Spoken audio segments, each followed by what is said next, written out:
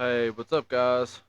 Um, I didn't plan on making another video tonight, but this was one when I genuinely felt like I had something to say. And I apologize for the sheer volume of videos, but you know, I just, it's been like a lifetime for me of things, a lifetime of things to say. And I will begin to work on more acute works of art. But for now, we speak of Isaiah 30:26. The moon will shine like the sun, and the sunlight will be 7 times brighter, like the light of 7 full days, when the Lord binds up the bruises of his people and heals the wounds he inflicted. A lot going on here. A lot going on here. There's so much to say on this, it could go on for eternity, quite literally. However, I do have a particular point to press upon with this video, and that is taking things in the Bible for the spiritual sense from the context of the New Testament as opposed to the Old Testament. From the physical to the spirit. We translate from the physical to the spirit. Now, here lately, the light of the moon, the light of the sun's been pretty flippin' bright, especially where I was at in Louisiana. Um, Sun's been pretty bright. I just went outside a moment ago, and the moon was yeah, it's blasting. The moon looks brilliantly vibrant. It's beautiful, to be honest. It really is. I don't worship the moon or anything. It's just it looks cool. You know, there's a big tree right beside it. It's like can make a great album cover, great piece of art. If I had a good enough camera, I would take it. I don't, but sometimes you don't have to capture everything. You don't have to control everything. You just let the moment be and let it pass. It was beautiful when it was there. So, what does this mean in the spiritual sense? The sun, the moon will shine like the sun, and the sunlight will be 7 times brighter. The light of 7 full days when the Lord binds up the bruises of his people and heals the wounds he inflicted. Well, I think it's like a compression. I think it's like the quickening of the times, the quickening of the cycle. One could say, if you were to look at it in a downward perspective, it's like circling the drain. You know, when you're on the outside, the drain, you know, the drain circles like this. It's long, long, long, and then you get closer towards the middle, closer towards the middle. Here, let me pull up. Let's see if I have art. Yeah, let's go to paint. There we go. So, when you're out at the edge, like this, woo, it's a big, you know, try that again. Big, long strokes, big cycle. And then you're on the next ring of awareness. A little bit quicker. You're on the next ring, a little bit quicker. And so on and so forth till you reach the end point. And this symbol right here, as crudely drawn as it is, the Fibonacci sequence, the eternally spiraling pattern that exists in all of material reality. And it's a pattern that exists in material reality, and not only in material reality in the construct of it, of the substance itself, but also in the construct of the mental, spiritual, and just general storyline of life. This spiral right here. Ben talks about it like the rings of a tree, where as you get closer, so you can think of this as like level 0. You're like an NPC kind of, level 0, you know, NPC. You don't have any awareness. You don't have any sort of understanding of the larger arc because the arc is so long that you cannot see. So 0, you cannot see the greater pattern that emerges because from here to here, let's say on the outer ring, bam, bam, this right here, this is your entire life, right? You just saw this little bit right here, and that's all, you know? But in the end times, which no man can know the day and time of, let's say now, you on your current state of awareness, or me on my current state of awareness, we're like here. This is you. This is me. We're like right here in the dead middle of it, and like the very drop of the whirlpool, right about to be sucked down or sucked up, propelled upwards. It really depends on your orientation. It's very interesting how this analogy plays out. The sunlight will be 7 times brighter, like the light of 7 full days. So it's like the sunlight that would have shone across 7 full days shines in just one day. So it's like the sunlight being an analogy for information or an analogy for awareness, the analogy of a pattern, which that's what information is. It's like a pattern, a language of itself. An indescribable formation, you could say, like Ben does. Pattern recognition throughout every single point of material reality that exists to display information through, not just media. So, essentially, this entire arc on the outside, this entire spiral, happens in like this span. Right here, this little bit right here, if you could see that. The little tiny, this right here.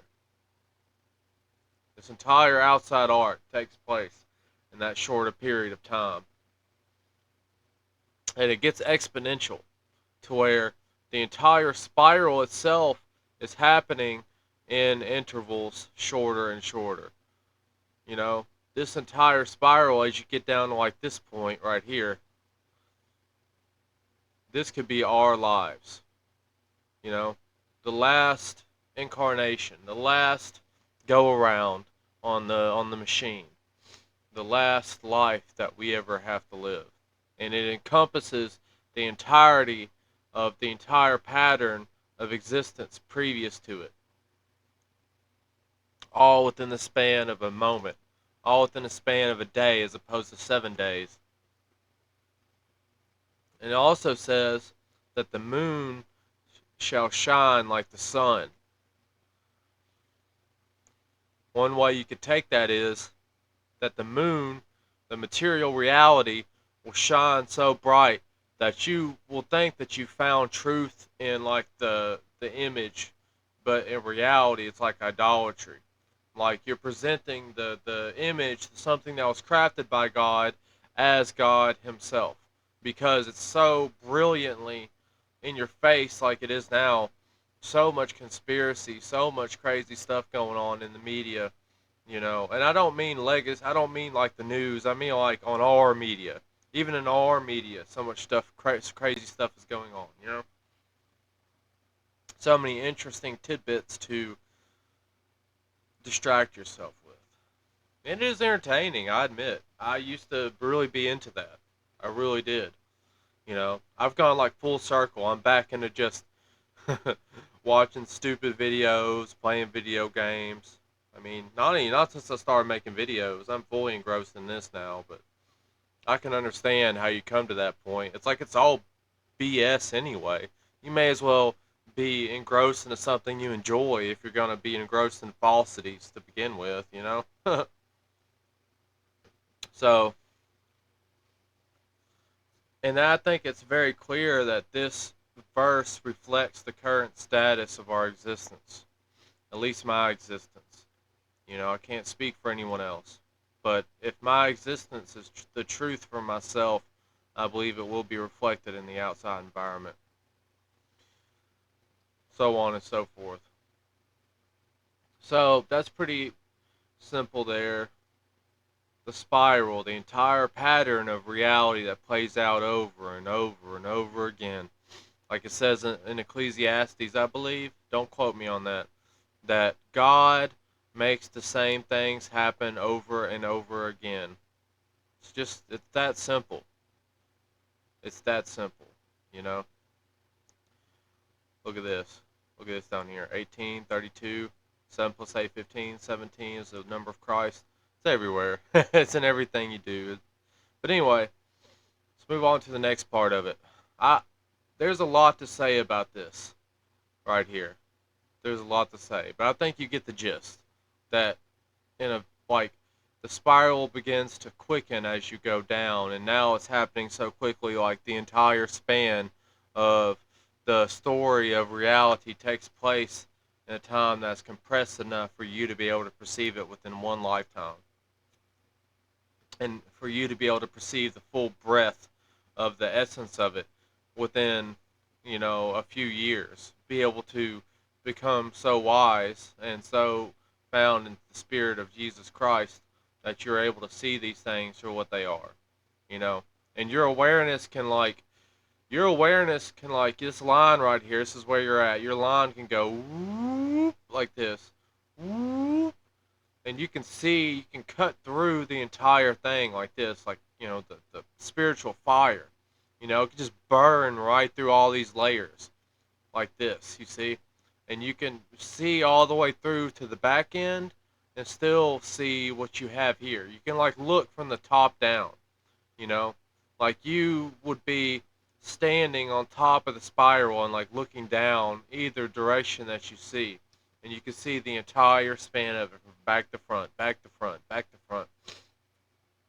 And that's what the Bible is. That's like what the Bible does for us. The Bible essentially gives us that point of view to where we can see the entire span of history as we understand it, not not not history like in the school. You understand. I don't have to explain that too much. I don't think I will if you ask me to. If you ask me in the comments or email me, I surely will. But anyway, um, yeah, there's no such thing as ignorance. At least not with me. I will let you know exactly what I meant if you message me and ask me, by the way. So don't be nervous. Don't feel free, please. Anyway, here's the last part. It's also extremely important. When the Lord binds up the bruises of his people and heals the wounds that he inflicted. So this is a lowercase h here, but in some of the Bibles it is an uppercase. Strange. I think this is the Lord speaking. This is God speaking here, I believe. Well, you can get the gist of it.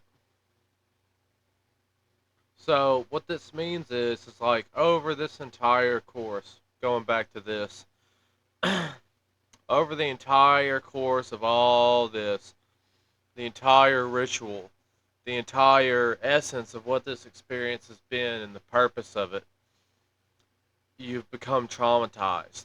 Traumatized by the actions you yourself have taken against your fellow men and women, against yourself.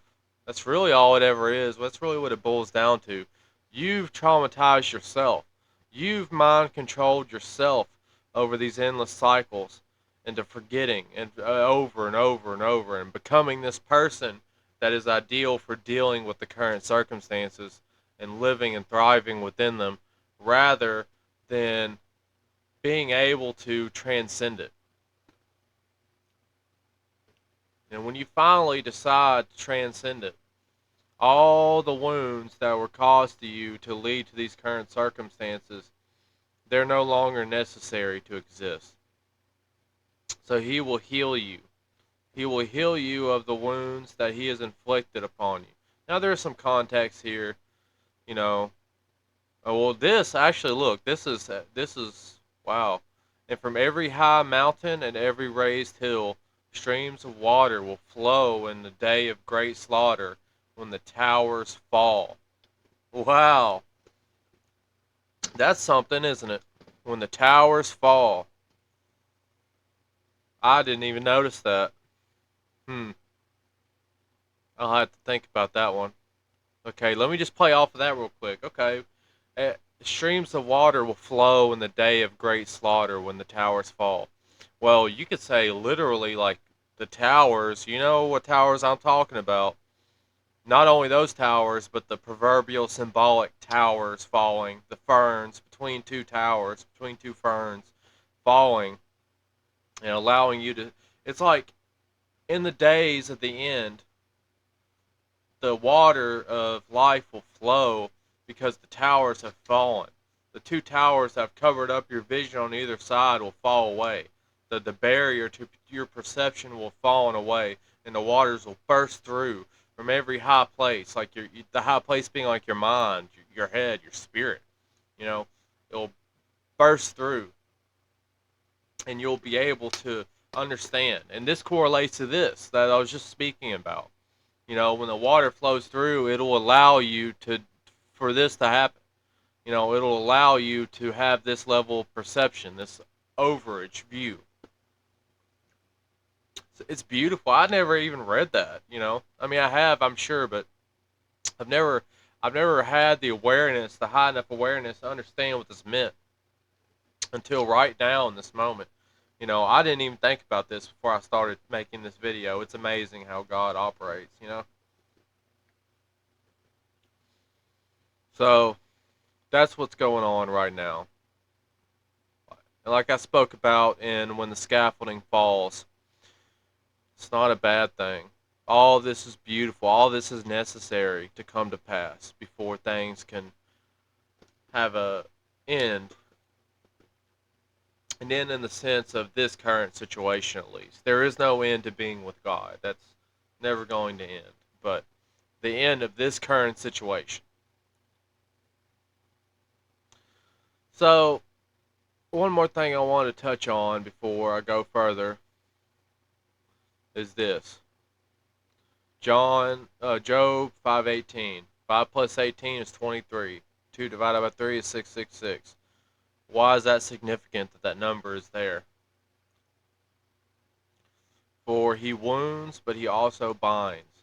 He strikes, but his hands also heal. It's like God is both the enemy and the ally to you. He's the Alpha and the Omega. He is the Freemasons and he is the Christians. He is the people in charge and he is the people on the ground level who taught you. He is the truthers and he is the control system for you. He is also you yourself. His spirit inhabits you. He is everything. So when you see the bad happening in the world and bad things happening to you personally that lead you into a good situation, God was the one who did that to you to lead you into that situation. So that's what I was talking about in the scaffolding video. Like he he wounds, but he also binds. Like he will hurt you so that he can heal you, and out of that process culminates a result that's greater than the sum of its parts. You know, and that's beautiful to me. It's so inspiring how that works. I'm feeling pretty. I'm feeling pretty juiced up, you know. I'm feeling pretty juiced up about this. I feel the Lord's Spirit, so I'm going to keep going here. Let me see what else we have down here. Isaiah 11:9. Very interesting. Just talking about the towers. They shall not hurt nor destroy in all my holy mountain, for the earth shall be full of the knowledge of the Lord as the waters cover the sea. So it's like the same thing I was just speaking about. Like nothing nothing shall be actually destroyed in the process of what's going on. It simply is being inundated with wisdom. In order for there to be wisdom in the action, there must be an art that takes place. There must be like an action, there must be a process that takes place for you to observe and detect the pattern out of it. Nothing is actually going to be destroyed in this process. It's all culminating to one single positive point.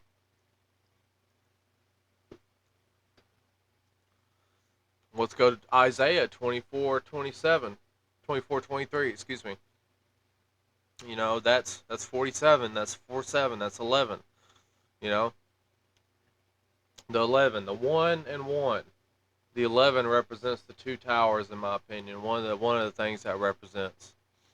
So, then the moon shall be confounded and the sun ashamed when the Lord of hosts shall reign in Mount Zion and in Jerusalem and before his ancients gloriously.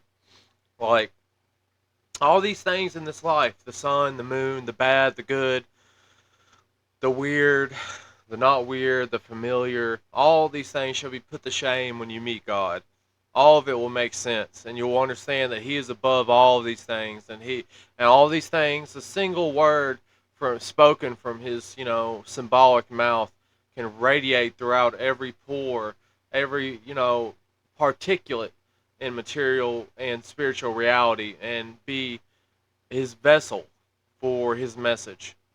Everything, no matter what it is, your thoughts, your feelings, your emotions, your romance, your family, everything is a vessel for his message at the end of the day. And once you understand that, once he reigns in Mount Zion, once God reigns over your spirit and your mind, once you realize that he is the one who reigns over the spirit in your mind, he takes his rightful throne in your mind as the Lord, as the King, over the material mind.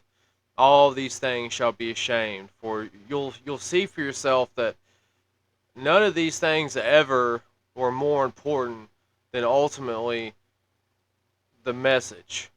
You know, it's like you see the paintbrush that's painting or the pen that's writing the message, and you observe, you analyze that to death. You know, quite literally, you can analyze it to death because you can analyze it up until the point that you miss the message, and you'll have to come back and do this all over again in some degree. So let's see what else we got here.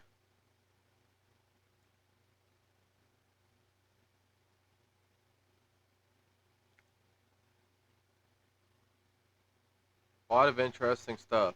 Isaiah 1:6, 16, 88, time. 8. If you flip it on its side, it's an infinity symbol.